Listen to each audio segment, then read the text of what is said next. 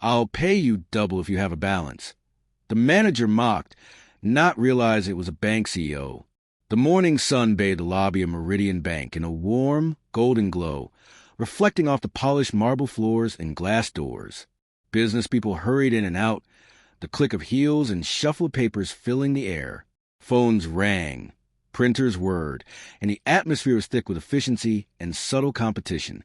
Customers, dressed in crisp suits and designer dresses, exchanged brief, polite nods while keeping one eye on the ticking wall clock. Among the crowd, a man entered the bank who seemed utterly out of place. His name was Mr. Samuel Calder, a tall man in his late 70s with a lined, weathered face, a thin gray beard, and hair peeking from under a worn straw hat. His clothes told stories of years of labor, a faded plaid shirt, fraying jeans, and well-worn shoes.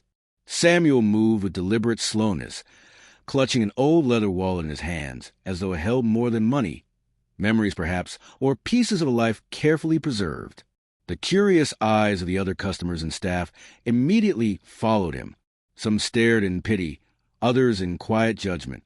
Samuel had been to banks before countless times, but the weight of being underestimated never grew lighter. He had spent decades quietly building a life that few could imagine. But to the outside world, he was just an old man with modest attire and a tired posture. Today, however, he had come simply to check his account balance. It was a routine task, yet one that always reminded him of the life he had built through patience, sweat, and humility. At that moment, the branch manager, Leonard Blake, emerged from his glass-walled office. Leonard was a polar opposite of Samuel. Young, impeccably dressed in a charcoal suit with a crimson tie, his polished shoes clicking on the marble floor as he strode with confidence. He thrived on attention and power, delighting in subtle displays of superiority. His sharp blue eyes immediately landed on Samuel. A smirk spread across Leonard's face, and he nudged a nearby teller, whispering something that elicited a quiet chuckle. Then, speaking loudly enough for the entire lobby to hear, he sneered, "If you even have a cent in that account, old man, I'll personally hand it to you with a bow." The words cut through the air like a knife. Conversations paused, heads turned, and all eyes focused on Samuel, who lowered his gaze with quiet dignity. He didn't speak. He didn't protest. He had learned long ago that those who judged only by appearances rarely understood the weight of a lifetime of work. What Leonard and the crowd didn't know, what nobody did, was that Samuel Calder was no ordinary customer. Beneath his humble exterior was a man who had founded Meridian Bank, the silent architect of its success, a man who had built the empire from scratch, brick by brick, without flaunting wealth or status. When the teller finally called Samuel forward, his tone was laced with amusement, no doubt influenced by Leonard's earlier comment. Samuel approached, handing over his ID with a gentle, deliberate motion. The teller typed the details into the system, expecting another modest account. Instead, his eyes widened and his fingers hovered over the keyboard as the balance appeared on the screen. The numbers were staggering, figures that could have purchased the entire bank multiple times over. The teller's jaw dropped, his amusement vanishing instantly. He glanced at Leonard, whose curiosity had gotten the better of him. Sir, your account," the teller began, his voice trailing off as Leonard stepped closer, eager to see the truth. "Come now," Leonard said with a dismissive laugh. "Surely you're joking. He doesn't really have anything, does he?" He grabbed the printout from the teller, intending to confirm the joke himself. But as his eyes scanned the figures, the laughter died in his throat.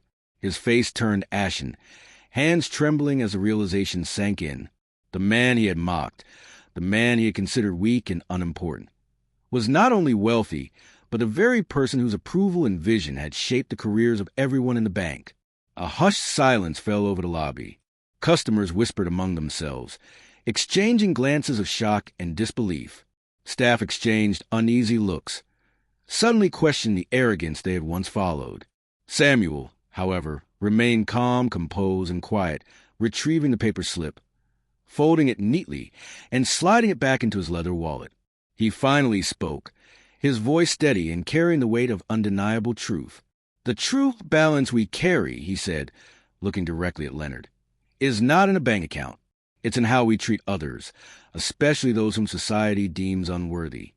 With that, Samuel turned to leave, each step measured, each movement purposeful, his presence leaving an invisible echo of authority in the still air. Leonard's chest tightened, shame burning in his cheeks. Every polished surface around him seemed to reflect his own cruelty back at him.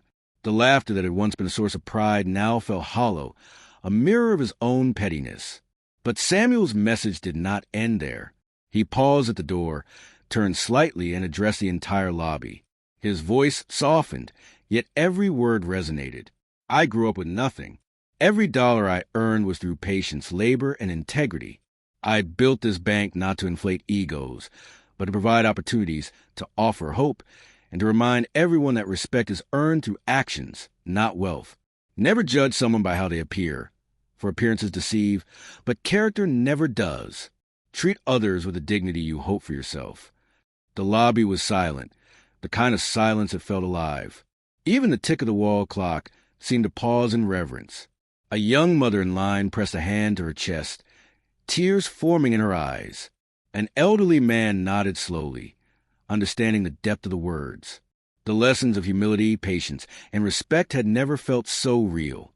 Leonard, meanwhile, stood frozen, humiliated before his staff and customers.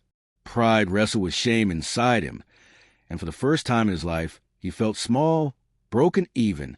He realized that his career had been built on arrogance and appearances, and the weight of that truth was almost unbearable. Samuel left the bank without another word, his slow steps taking him out into the sunlight. Yet his presence lingered like a quiet storm, a reminder of what true dignity and leadership looked like. By afternoon, word of the event spread throughout the corporate offices and neighboring businesses. Employees began to reconsider the way they treated others. Customers reflected on their own judgments, and the story of the elderly man in the straw hat became legend. Days later, Leonard was called into a board meeting. At the head of the table sat Samuel Calder, no longer wearing the straw hat, but in a simple, unassuming suit that reflected his humility. He looked at Leonard not with anger, but with disappointment, and said, "Leadership is not measured by the loudness of your voice or the wealth you display. It is measured by how kindly you treat those whose lives depend on your choices." Leonard, unable to bear the weight of shame, resigned shortly after. The staff, however, carried the lesson forward, treating their customers and each other with newfound respect. Meridian Bank became a place not just of financial transactions, but of empathy, service, and dignity. Samuel Calder continued to live simply, never flaunting wealth, never seeking recognition. He understood that true riches were not counted in dollars, but in the impact one had on the lives of others. The story of the man in the straw hat, who had reminded a roomful of people of a truth they often forgot, spread far and wide. It was a story told and retold, not about wealth, but about character, kindness, and the quiet strength of those who live by integrity rather than show. Years later, when asked about the incident, Samuel would only smile gently. "Wealth is fleeting," he would say, "but respect, humility, and kindness are forever." And somewhere in that golden-lit lobby, the echo of his words continued to inspire those who cross his path, proving that appearances are deceiving, but character speaks louder than fortune ever could.